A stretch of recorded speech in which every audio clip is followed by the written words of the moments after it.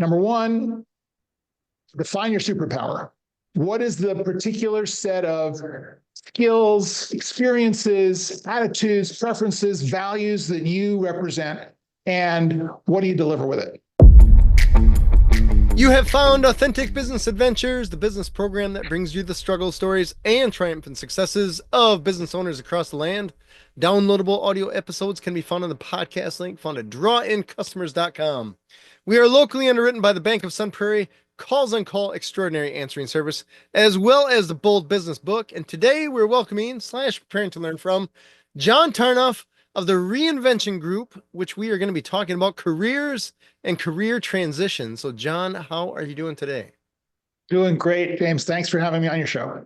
Yeah, I'm excited to chat with you because as an entrepreneur, I get the luxury, we'll call it, of hiring people. And it's rare that I think about what it was like on the other side to be the interviewee. And I saw your name come across and I was like, when was the last time that I had a job interview? And I thought, when is the last time that you had to go through all these things that people that aren't entrepreneurial have to go through? And it made me kind of pause and think, like, what do they have to go through? I don't even know what the world's like now on that side of the table. So let's just start out with what is the Reinvention Group, and then we'll take it from there as far as careers go. Great. So Reinvention Group is my career coaching and executive leadership practice, which I've been doing now for the past 12 years. And it grows out of a kind of a long and checkered career as an executive in the entertainment business here in Los Angeles, where I worked for multiple film studios, worked on my own as a producer, pitching projects, getting films made. And then I took a kind of a 10-year sabbatical out of the business into technology in the 90s during that famous tech bubble. Had a startup with a partner. We kind of rode it up, raised all the money, got our product out the door, had some big deals. And then in 2001, when the market tanked, we tanked along with it. And I was fortunate enough to find myself back in the entertainment business, but in more of a people role, which is really what set up this more consulting entrepreneurial approach to career coaching and executive coaching that has led me to where I am today. That is cool. John, I didn't know you were involved in the tech bubble thing. Oh, yeah. Yeah. I had a little startup called Talkie, and we were doing artificial intelligence before it became fashionable. We were doing little animated characters for customer service that had a natural language database, and you could design this little bot for your website and ask it questions and get answers. And we did this. So we had a big signature deal with Sprint to create a customer service character for their website. And then we were launching around the time that the market crashed. Sprint was going through all sorts of stuff. We launched it, and then it all just kind of went away. Dang. So you're talking, I'm trying to think, late 90s into 2001. Is that the Microsoft paperclip guy? Is that kind of that vintage? So we used to get teased a lot about Clippy, and I forget what our analogy was, but we were saying that what we were doing was to Clippy, the way a supersonic jet is to the Wright brothers. All right. So, now we're talking. I'm going to go down this rabbit hole a little bit because I'm so curious. Yeah, sure. It's a fun one. So right now, AI chips, NVIDIA, blah, blah, blah, blah, blah. Right. Psycho. Right. Back then, what were you using for processors back then? Sure. So that was one of the big challenges, was to do this in an economical way. The AI was not so much the issue as the animation. And we started out doing this. We were thinking we're going to do a 3D engine, and there was a technology at the time for games called 3DFX, which was a kind of a very prominent graphics card that was in use. And we were initially designing our graphics side for the 3DFX card, and we had a 3D developer working with us who was saying, how am I ever going to get this into a downloadable client that people are going to be able to just put on their computers and run this thing? He said, why don't you just, he said, I'm about to fire myself. Why don't you just do this in Flash?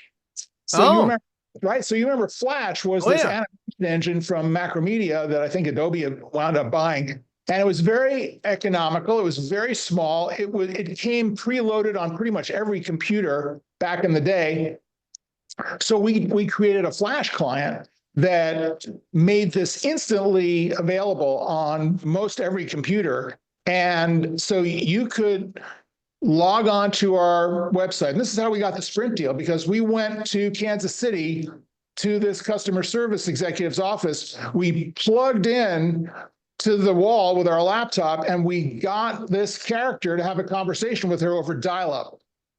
Over dial-up. Over dial-up. Talking 56K on a lucky day. It's that. It's Yeah. that.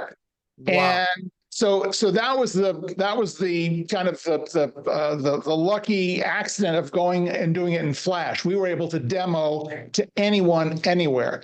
The AI side of it was a lot lighter to work with because we weren't doing the kind of this wasn't real AI. This was pattern recognition, right? This was really based on some of those early pattern recognition engines that had come out of MIT.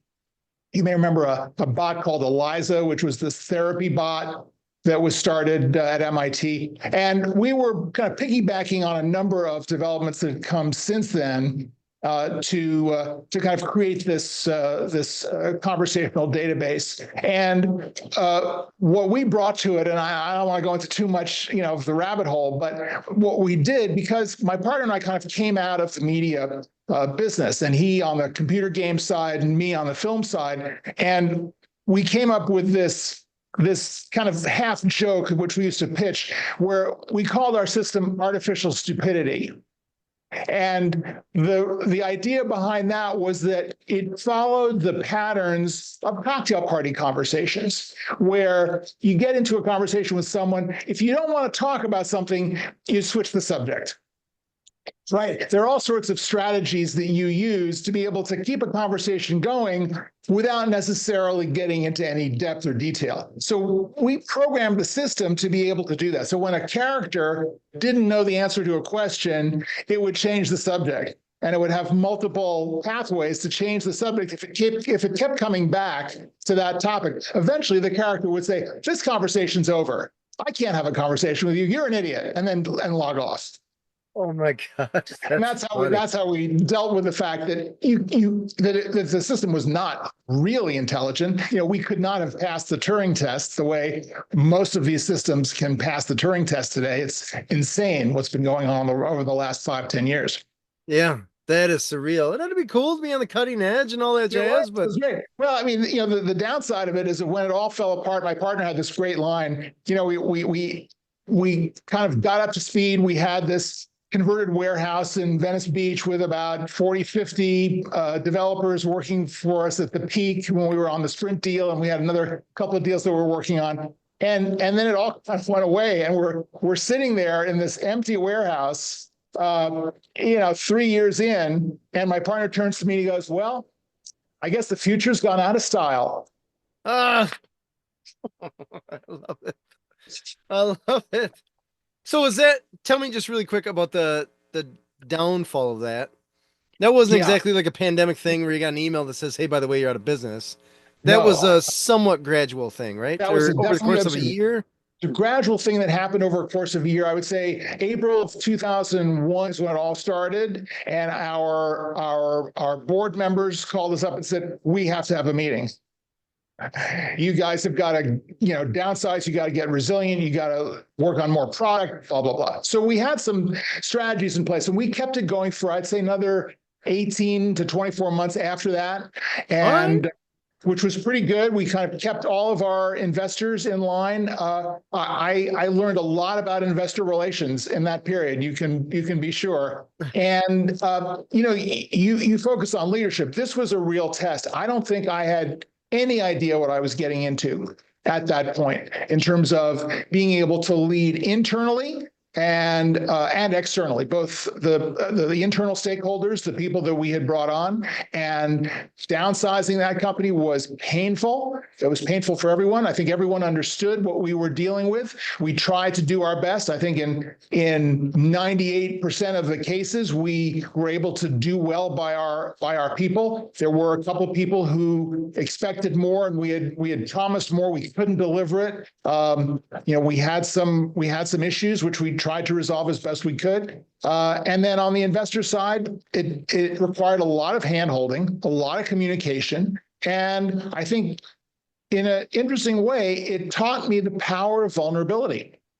Oh, interesting. Tell me more about that.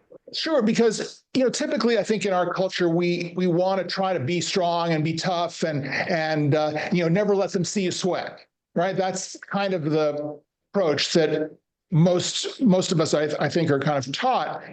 And what I found was that when I really kind of got into the nitty-gritty with people, and I would call up, and I remember one key investor who really had the ear of pretty much everyone else. It was a large group of interconnected angel investors who had funded us. And this guy didn't want to be fed the line. He wanted to know really what was going on. And I said to him, look, here's what we're facing. Here's how we're dealing with it. I'm ashamed that it has come to this. We've done the best we could. Perhaps if we had done this before, we would have been more prepared to deal with it. But the more I opened up to him, the more he trusted me, and the more he continued to back us and to defend us with the rest of the investors. I don't think any of them were looking to sue us, but I do think that if we had handled it poorly, I think they would have. I think if they had felt shut out, I think if they had felt manipulated, then I think they would have sued us. Wow. That is crazy. It's interesting in the businesses that I run. Sounds like businesses that you've been through. You're trying to do something essentially perfect that you haven't necessarily done before. Right. It's like, here's a basketball, make that 3/4 court shot every single time. Yeah. Like, wait, do I get a few practice shots? Like, nope. And we're going to be really mad if you don't make it. Yeah.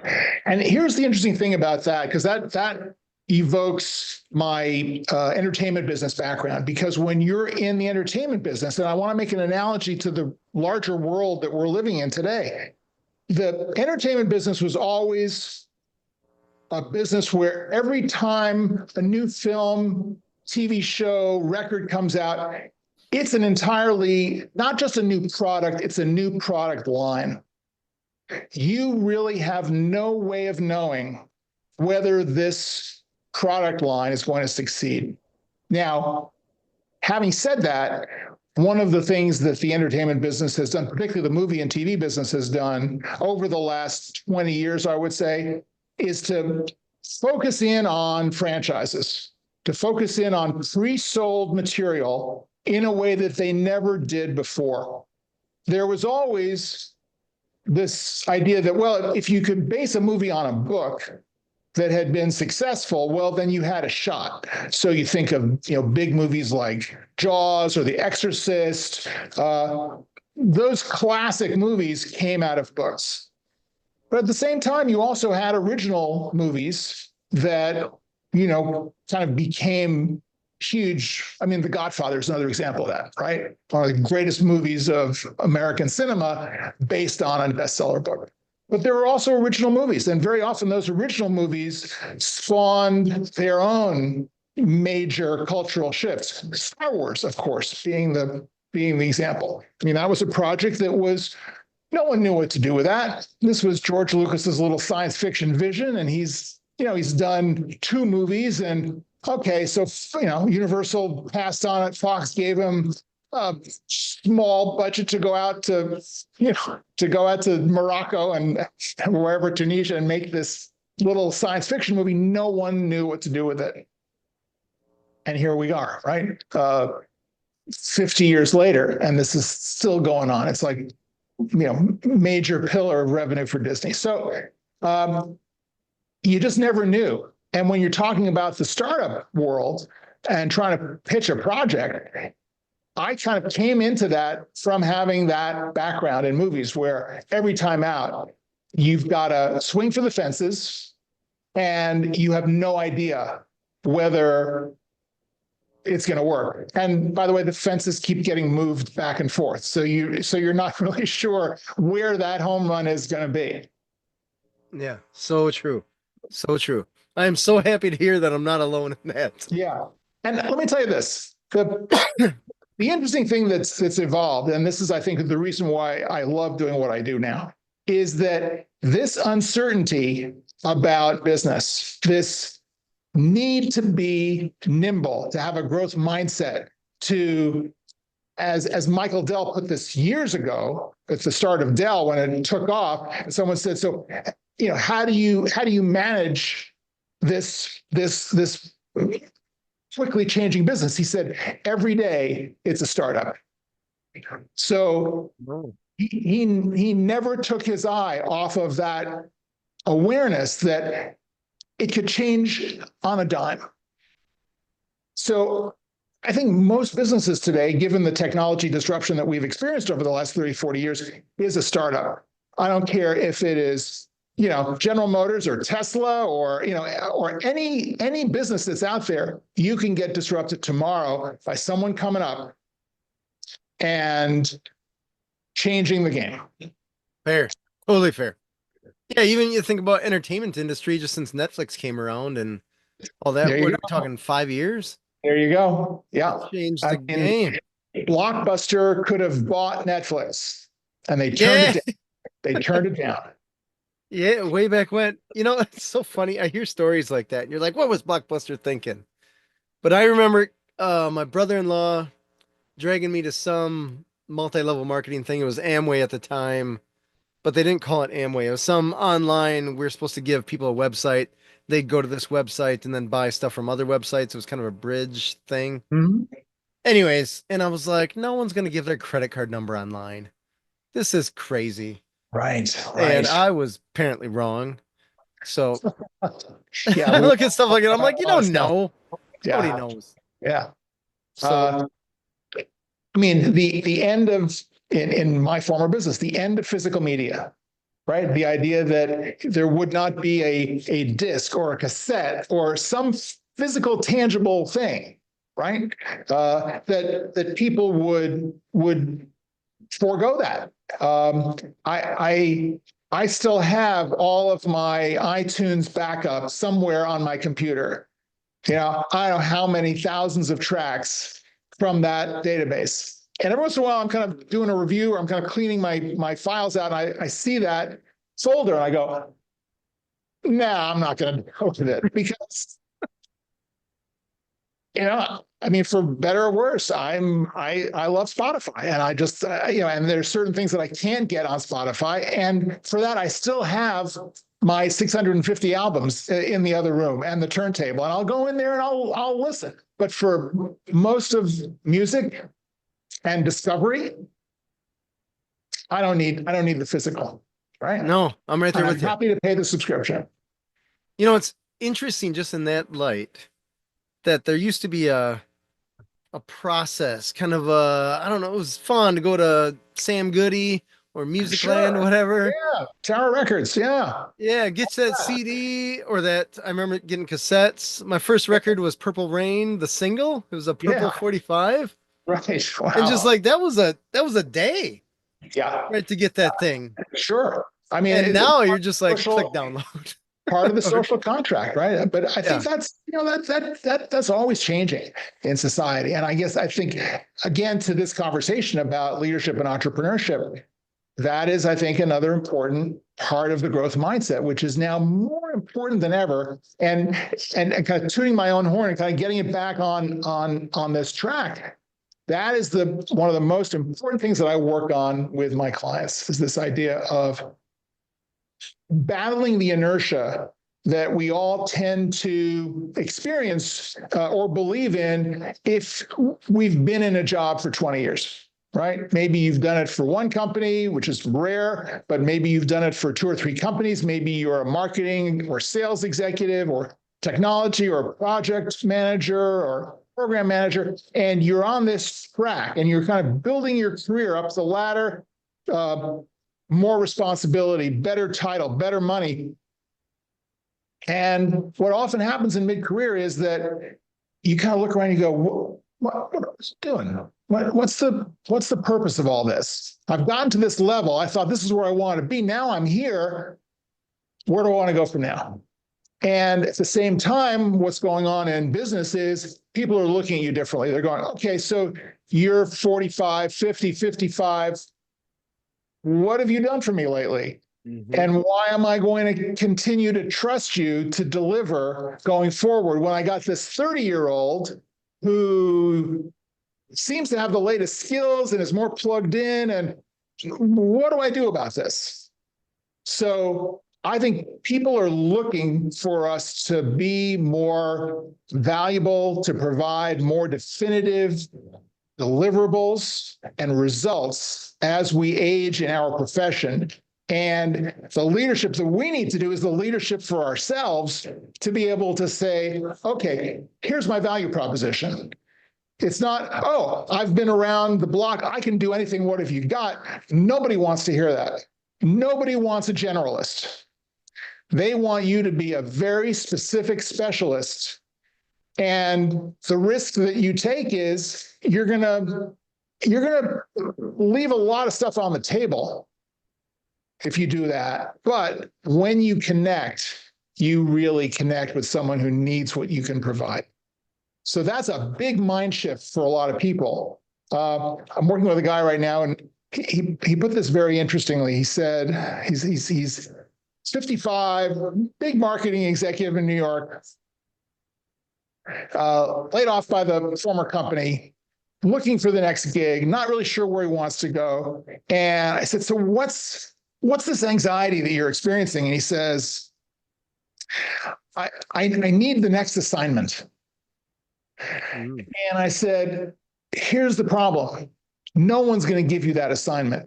You have to give yourself the assignment. And once you give yourself that assignment and you figure out what that is, what you love to do, what you do well, what your world needs, and what you can get paid for, those 4 so-called ikigai questions, the Japanese idea of life's purpose, then you can start to develop your renewed value proposition. Because now you're in the driver's seat, you're in control, you're offering a product, a service out into the world. It's really clear what that is. People will be able to say, okay, I know what I'm going to get for this guy. It's exactly what I need. Come on in, right? And that's how you build your career in mid-career and beyond. Nice. I like it. But as I hear you talking, I was like, if I had a choice between a 30-year-old and a 45-year-old, I'd hire the 45-year-old, all things being equal. Well, good for you. And thank you on behalf of all the 45-year-olds. Well, I'm right there with you. But the main reason is all they'd have to do in the interview is say, I'll show up. I'm like, you're hired, man. Because a lot of those 30-year-olds think that showing up is, if I feel like it. Yeah. So it's, whatever way the wind blows as far as that goes. But tell me a story. You got the New York marketing guy. I imagine you have other clients. They come to you because I imagine they're lost of some kind. They can't find what they're looking for. Maybe they don't even know what they're looking for in regards to their career. Help me with that a little bit. I think it really is, it really does center around the meaning and purpose idea for the most part. And I think, one refrain that I hear a lot from people in their 50s is, why am I having such a hard time getting a job? Never used to have a hard time getting a job. And now all of a sudden, it's like, what have I got, a bullseye on my forehead or something? What's going on? And I think it goes to the questions we were just talking about in terms of what's the value that you're delivering. People want older professionals to have it together, to have a sense of what they do. And you're talking about the job interview. One of the big problems, I think, with job interviews is that it's the blind leading the blind. Recruiters, hiring managers, for the most part, whomever is conducting that interview, they have not been trained to interview people. They're not talent experts. They're trying to find someone to fit on their team. And I mean, look, we were talking about hiring before.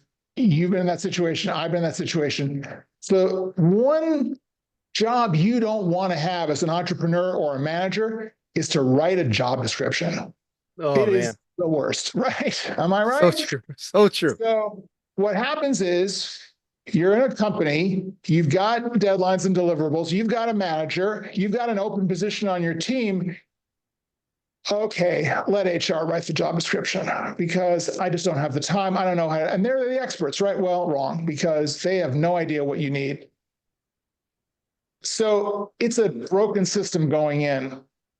But if you, as the candidate, have a really clear idea about what it is that you provide, what's your secret sauce, what's your methodology, your framework that you use to do the work that you do and deliver what you deliver, then you can control that interview by going in and deflecting a lot of the stupid questions that they ask you, like, so what was the time in your career where you made a mistake? Or come on, and by the way, if you don't know what the questions are that people ask in interviews, just ask Google, because the lists will pour out, and your job is to deflect those questions back to your agenda and talk about what it is that you deliver and how that relates to your sense of what the job description is. But you also want to do your research about the company, about the hiring manager, about the department, about the products, about the investors, if it's a public company. Those aspects, you want to be really, really thoroughly checked out before you get in there, so you can actually make the connections for them, because they're not necessarily going to see it. And if you can be that proactive in that interview and not feel like, oh my God, I got to prepare for the questions that they're going to ask me. No, use your clear value proposition, which, by the way, you want to have available in your LinkedIn profile. Use that as the template, because guess what? Once you're done with the interview, they're going to look at your LinkedIn. They're going to go, oh, right, they talked about this in the interview. They talked about this success that they had making this deal, or they talked about the skill set that they have. And, oh, right, now I get it. So it's one consistent package that you're presenting, makes it easier for them to present you to their committee, and gives them a greater sense of understanding who you are, what you're going to deliver, gives you the leg up if you want that job to get that job.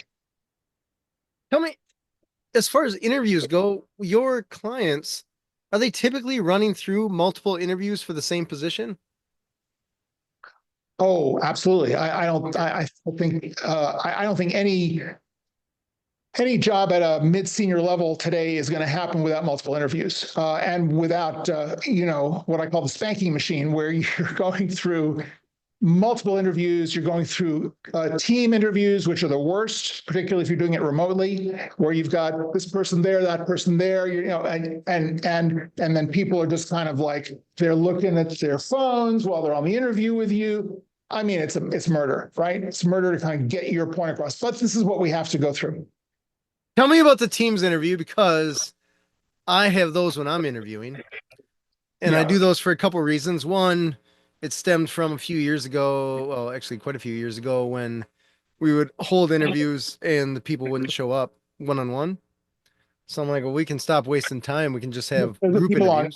on your team wouldn't show up. Yeah. Yep. First it was in person, way back then.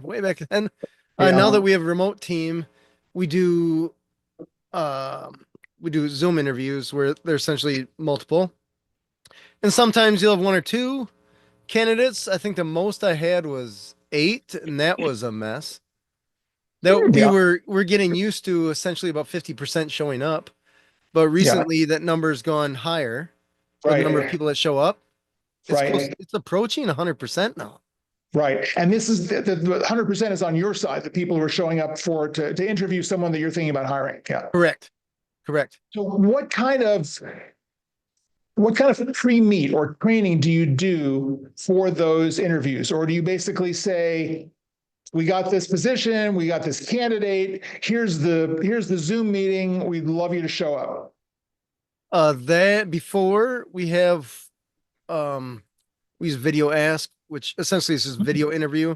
Yes. Two video, just essentially question answer. Video number one is a question.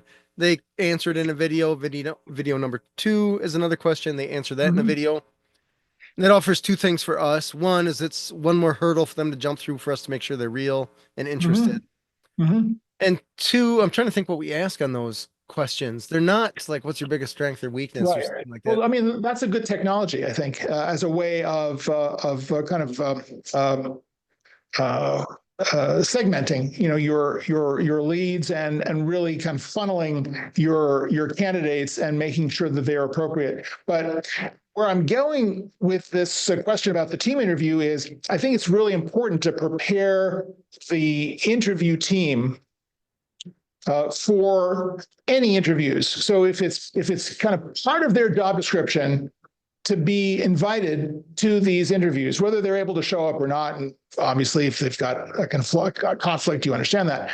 But I think it's really important, certainly for your organization, if I may be so bold, and for all organizations, to really make that a skill set that is taught, trained to individuals so that they know how to behave on these calls.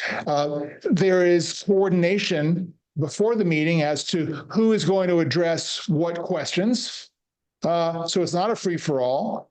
There are certain protocols which people should follow, which is, if you're going to be on the call, don't be distracted. Shut everything else out. Really give the candidate the courtesy of your full attention, because this is their life. Right? Very true. You're fortunate enough to have a job that you go to every day. This person, not so much. So put yourself in their situation. Be a little bit empathetic. Really try to figure out how you could be supportive, not to trip them up, but to give them the best opportunity to express their value.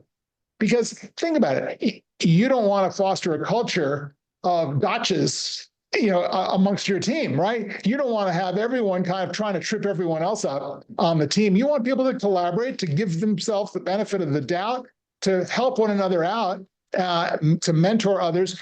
You want to treat the candidate with the same deference and positive culture that you promote within your company. So those are some of the considerations that I think are important for team interviews and training employees who are part of these committees to perform up to par. You'll get better results. You'll get a much better sense of who this person is, whether they fit on your team, by promoting a positive interaction. Yeah, absolutely. When culture goes, I mean, that's the name of the game as far as what we do. Yeah, absolutely. When I interview people, the mindset that I like to have is that I am going to hire this person unless they prove to me that I should not. I love that. That's great. And sometimes you interview people and after 5 minutes, you're like, you proved that awfully fast. And other times you're like, hey, you're hired. The reason they're in the interview is because they've gotten through the other stages, right? You shouldn't be interviewing someone right off the bat. It should be because you've looked at their background, you've checked them out.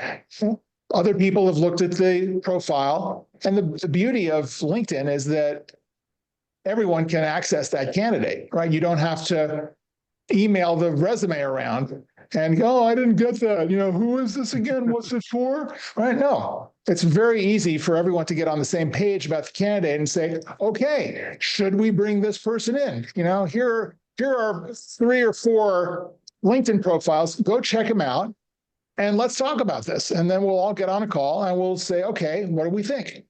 So by the time that person comes in, to your point, You want that person to be someone that you would likely want to hire. And now you're going to just see what they're like in person. Yeah, I love it. It reminds me very much of the casting process in films and TV in a strange way, Oh, because absolutely, because it is you're putting together a team. That's what a production is. You've got your team that's in front of the camera, and you got your team that's behind the camera. We're all relying on prior work, right? You've got that resume, but in the case of the creative fields, you also have the portfolio, right? You have that person's set you've got their reel, right? So an actor's got various scenes from the different productions they've been in to show they can handle comedy, they can handle drama, they can cry on cue, whatever that might be. Similarly, the cameraman, the editor, they've all got prior work. So in the regular world, LinkedIn kind of becomes that opportunity for us. And I want to encourage people who are working on their LinkedIn profile to not just use it as a online resume. It's so much more. It's such an opportunity for you to show your work, to put up a PowerPoint that you're really proud of. Obviously, it has to be, public facing, right? You can't just put up a proprietary set of figures up there and not get dinged for it. But you want to use the ability to include media, background, recommendations to round out the profile so people can really get to know you as a way of understanding, could this person be right for our team? plus the value of their network. When I see people on LinkedIn that we're looking at hiring and they got 6 connections or something like that, I'm like, all right, you don't Right. take that seriously, or you haven't been on there for a long time, which isn't necessarily bad unless you're Yeah. looking for a job. I can't tell anything about you that way. This gets into thought leadership. So the 3 factors that I believe are important for us to create a viable career strategy. Number 1, define your superpower. What is the particular set of skills, experiences, attitudes, preferences, values that you represent, and what do you deliver with it? Use your LinkedIn profile to articulate that value proposition, that sense of you as the complete professional. Number 2, out of your network of hopefully, you're 500 plus on LinkedIn, but out of that network of many people that you've encountered that are on your profile, what's your community? What is that subset of your network that has your back, that really aligns with your way of thinking, that can be helpful to you? And you, by the way, can be helpful to them as part of their community. Build this aligned group of people who can refer you to jobs, who can give you the feedback that you need to improve your profile, to improve your posture out in the world. And then the third element is thought leadership, this idea that you were talking about, where they've only got 50 connections. I don't know what the presence is. I see the resume, but I don't really have a sense of who they are. Thought leadership is your engagement in your professional world. LinkedIn is a great place to do it, but there are other real life opportunities, professional organizations, conferences, events, mentoring, teaching, anything that you can do to get out into the world with your particular philosophy of business. What's your secret sauce? What are the topics that you think are existential threats to the future of your industry? Talk about them, start conversations around them, build consensus around strategies so that you can come across to your prospective employer as someone who's engaged, who's a strategic, critical thinker, who is going to mesh with the value set that you're promoting through your business. So those 3 elements working together, I think, provide a really strong foundation for employers to evaluate candidates and for candidates to get the best jobs for them. I love it. You remind me of a conversation that I had. We had a company meeting, I don't know, a couple weeks ago, and we got talking about social media and going down that little rabbit hole. And a few of my employees were all excited about the different TikTok people that they follow. And one of them was talking about following some guy who apparently finds different sticks. And I was like, wait, what? He just walks around, finds a stick, and puts up the videos of it. And she's like, "Yeah, I'm addicted. Oh my gosh, it's so amazing." And I said it out loud, and I probably shouldn't have, but I was like, if I would have known that you were interested in that, I don't know if I would have hired you. Because I want to find someone when I'm interviewing that's in growth mode of some kind. Either you're Right. reading books that are leading you to improvement of some kind, or you're learning a skill, whether that's public speaking or guitar. I don't care. As long as you're trying to grow as a person. Yes. I don't I don't know what the stick world is like, but I feel like Yeah. growth there is a little limited. And so it's Look, just I like think we all need entertainment, right? We fair, all fair. right. We all need to, but here's the distinction. We all need to unwind and we all need to do mindless stuff, right? As part of our day, our week. I don't know that I would mention it to my boss, Well, I right? mean, she I felt think, comfortable enough, so I guess that's yeah, cool. I suppose so. I suppose so. But I think your response is kind of telling because what you're doing is you're kind of thinking, well, wait a minute, what does this say about this person? Right.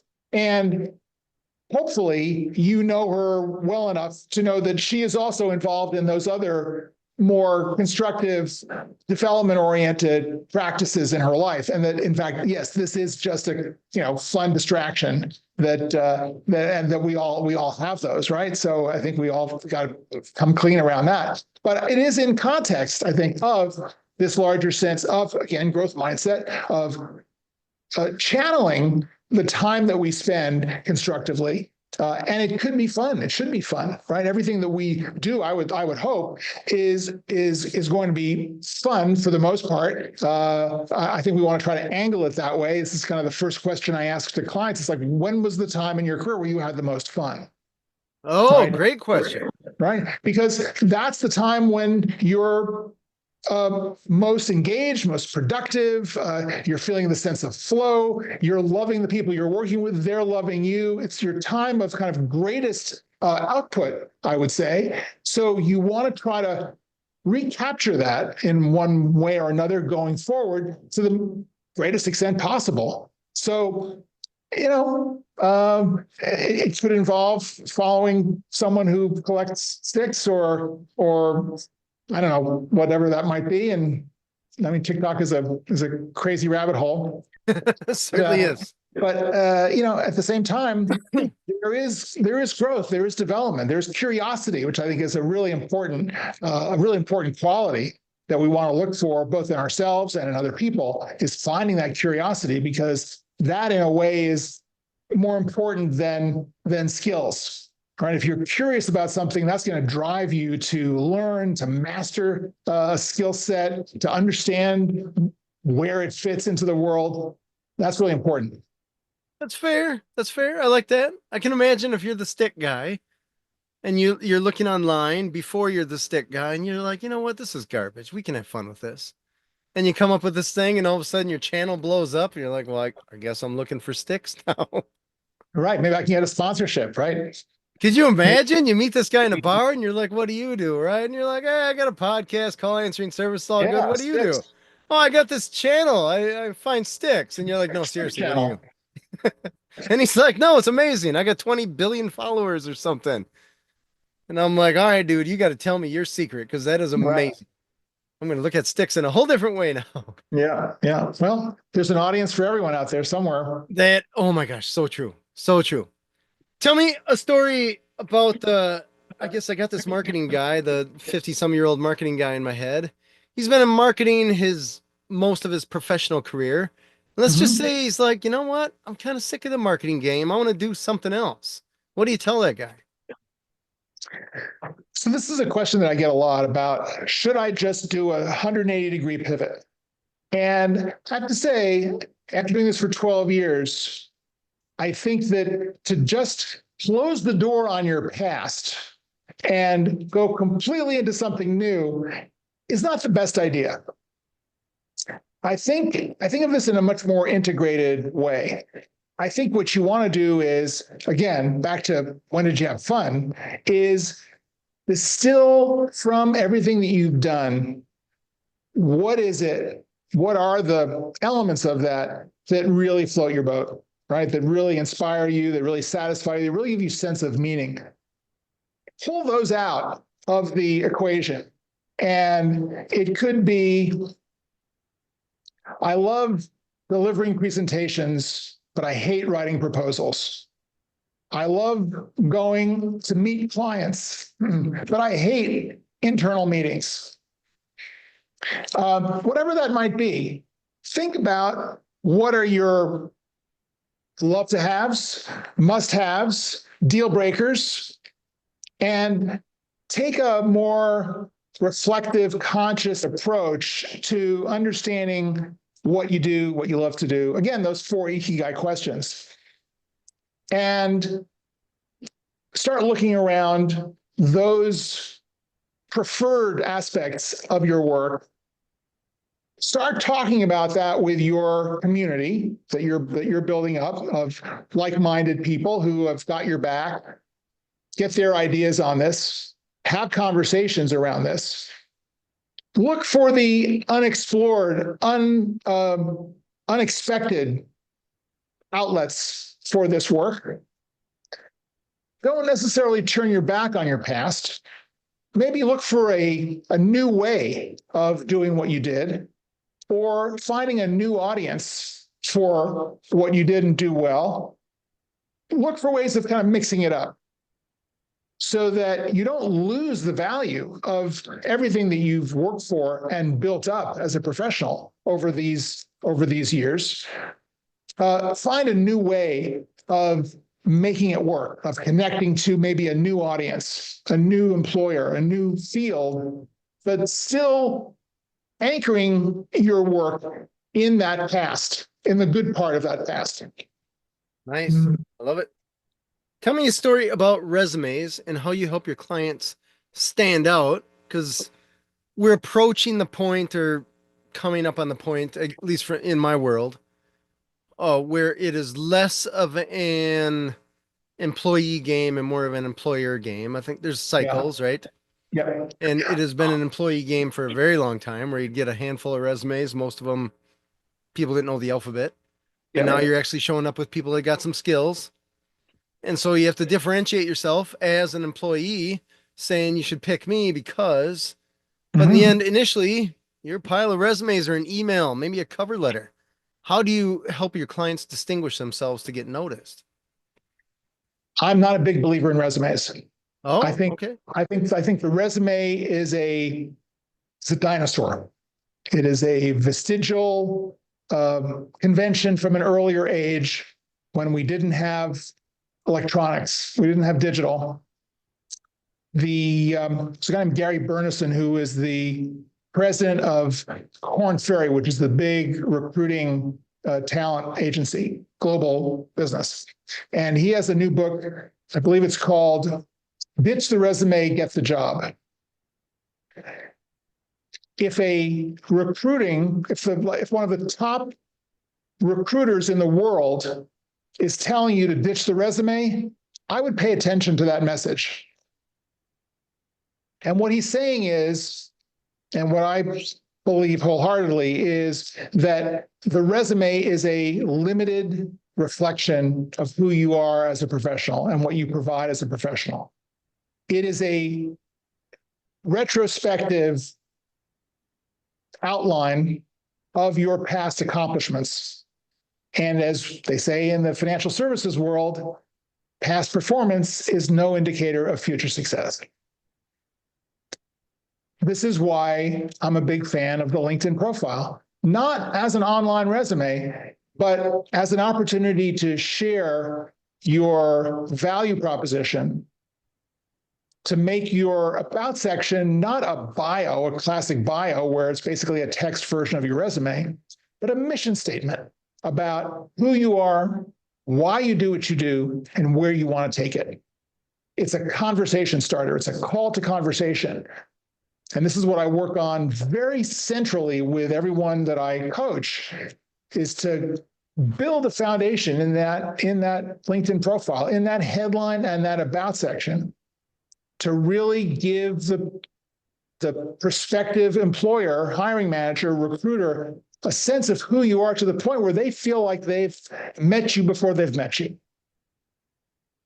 Love it. And in that process of, again, defining your superpower, articulating it through your profile, that's how you stand out.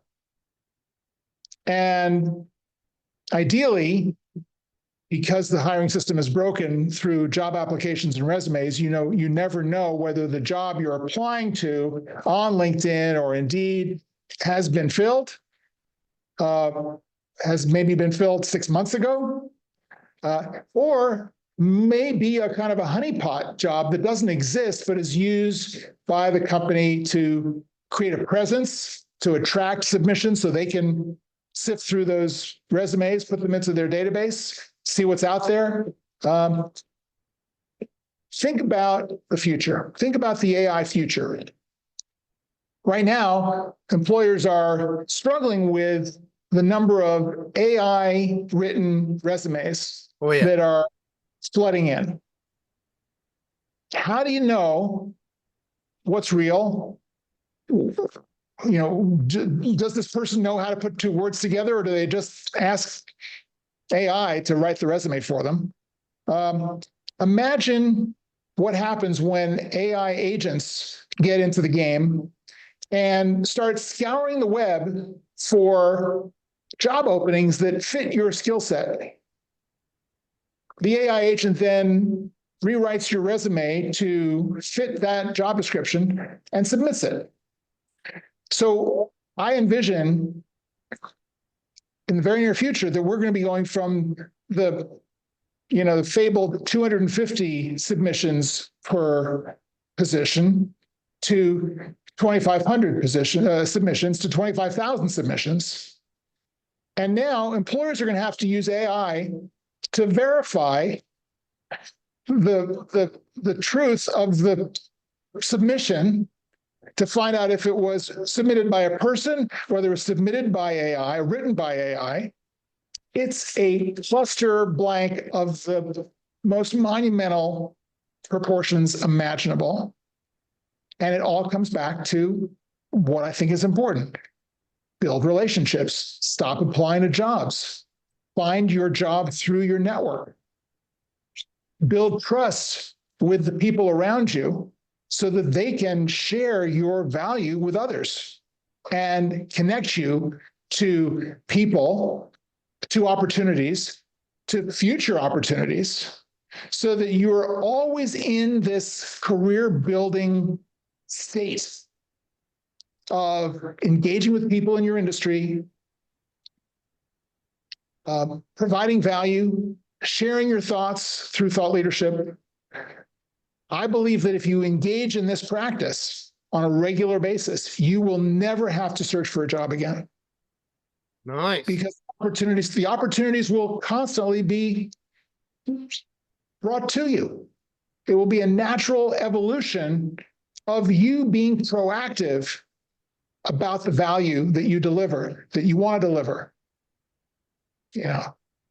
Last year, I decided I was going to become an Excel master. I took a course. I'm just imagining this statement that someone's going to make on their profile. Oh, sure. Okay. I'm not saying it for me. I'm saying, for example, right? I had this project that I started last year to become an Excel master. I have now attained that goal. I revolutionized the way that we do our forecasting system in the company. It's been great working with my team. Whatever it is. Imagine over time accruing that kind of career narrative where you're constantly talking about how you're serving better, you're accomplishing more, you're making a difference. Sooner or later, you're going to connect with someone who says, I want you to come and help us out, right? So long-winded answer to your question about the resume. I think it just doesn't work anymore, and we're spending far too much attention to it, and it goes in the circular file basically. You Yeah, know, I can tell you when it's a I'm looking at placeholder. candidates. It's a leave behind. I always tell people it's a leave behind. They always say, "Well, what do I do about the resume? Do you work on the resume?" It's like, yeah, the resume is important in the sense that it's part of what you need in your package, but it's a placeholder. It goes in the folder, and that's basically it. I've seen so many resumes, and I imagine you've seen even many multiples more. And I look at them, and I'm like, I don't know how much time you stuck into this or what's going on, where they put jobs that they've been at for a week or two. They have a laundry list of things that they did at this job. Like, did you really? Anyways, the main reason that I use resumes is purely to look at dates. How long did you stay at a given Mhm. job and to look Sure. for patterns? If I can see Yes. you left your job every Absolutely. 6 months, probably not the job. Yeah. So here's something that I tell people about that, about the duration of the job, because you got to remember that we are at a time in business where the duration of a job is less and less. Oh yeah. You know, the average job tenure across the board is, I think, somewhere between 4 and 5 years. Wow. For younger candidates, Gen Z millennials, younger millennials, it's 2 to 3 years. All right. I was gonna say like 3 months. And right, yeah, no, I mean, so there's this concern, this again, kind of a legacy concern around, oh, I don't want to be perceived as a job hopper. But for the candidates, I recommend that they consolidate a number of these short-term positions in their LinkedIn profile under a nested consultancy, where they talk about, maybe it's called project management specialist.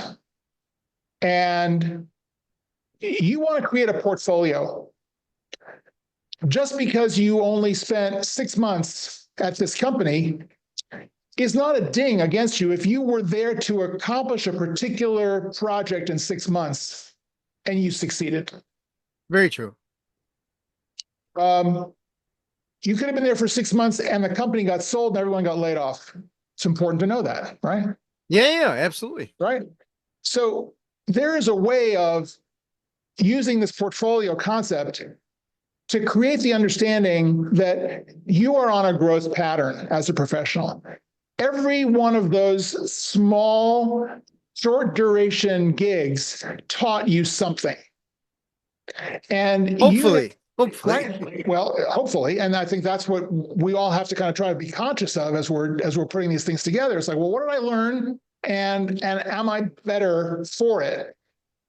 That gives you the opportunity to really share this with the world and say, I'm actually a lot more capable and valuable to you as a professional because I was in 5 short duration gigs in succession.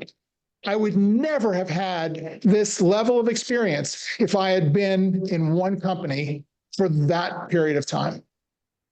Yeah, law So, of diminishing returns. right, Sure. there's different ways of slicing and dicing this for the individual who is afraid of being perceived as a job hopper. It's like, what do I do about these short-term gigs? What do I do about this gap here where it took me a year to find a job? And I said, well, did you continue to search for a job, keep up on what was going on in your industry, network around this, go to conferences, learn new skills?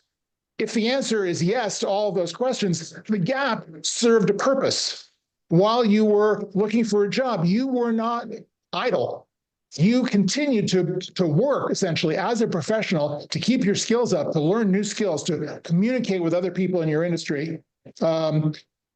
That's valuable. Represent that. People will understand that. Everyone goes through a dry period, man. We all have long dry periods. Like, no one's perfect. No one is this kind of robot ideal worker, right?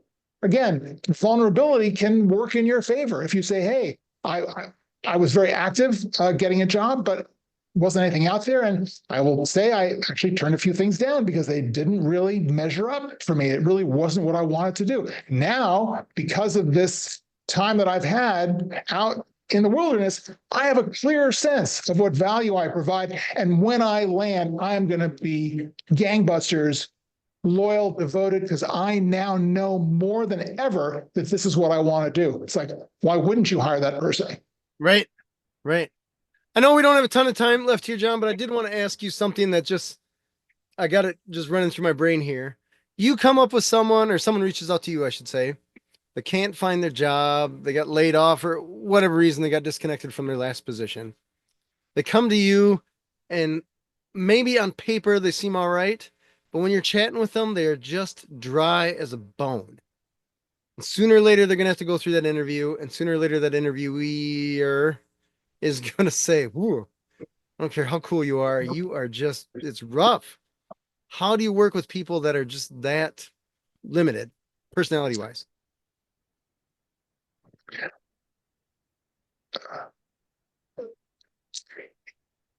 There are times where I find someone, and it's rare, where I find someone who is just that dry that I can't help them. Oh, wow. Okay. Fair. Right? Totally fair. It's rare. A lot of times people will say, I'm terrible at selling myself. I clam up in an interview. I'm terrible. I hate going to networking events. I don't know what to say. I'm an introvert. I really would rather stay home. So many times I've gotten dressed and gotten ready to go, and I don't go out the door. And my response to that is, if you know what it is that you love to do, and you've done it, you have experience, your goal is not to force yourself into a conversation. All you're doing is sharing what you love. And if you can really center in that core enthusiasm from all the work that you've done and identify those experiences, skills, whatever that might be, then you don't have to sell yourself a day in your life. You don't have to clam up in that interview. You don't have to be intimidated or afraid. You can just talk about what fills you up with energy and enthusiasm for the work that you do.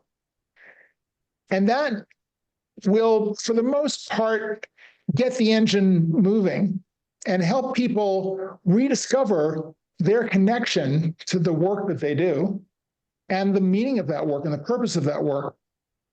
There was a graduation commencement address that was delivered a number of years ago at Columbia. A guy named Ben Horowitz, who's a venture capitalist, and he came up with this great little story.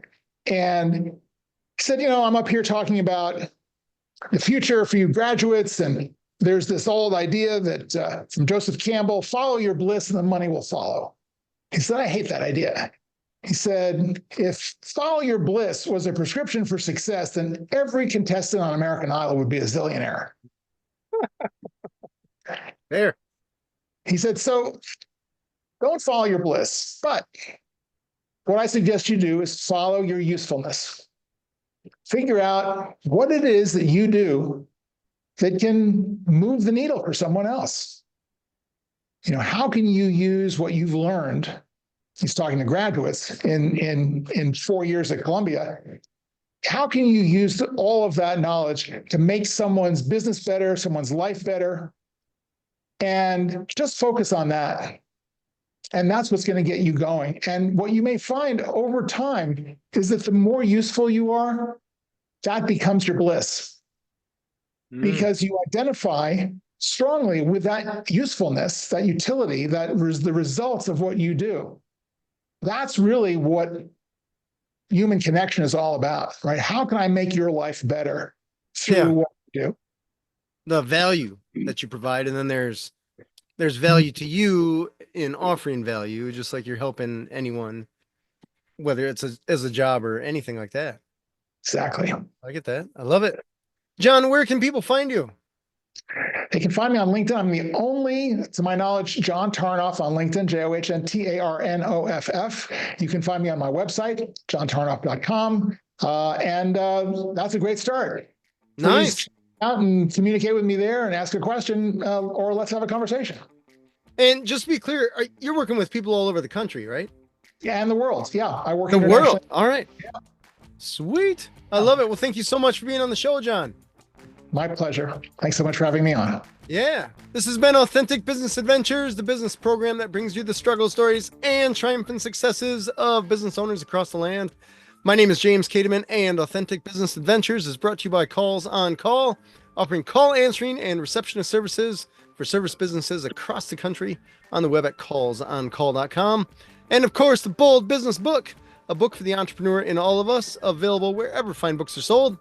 If you're listening to this on the web, if you could do us a huge favor, give it the big old thumbs up, subscribe, and of course, share it with your entrepreneurial friends and those friends that you know that may be looking for a new job and they're just having a little bit of a hard time finding that perfect position. We'd love to thank you, our wonderful listeners, as well as our guest, John Tarnoff of Reinvention Group. John, can you tell us that website one more time?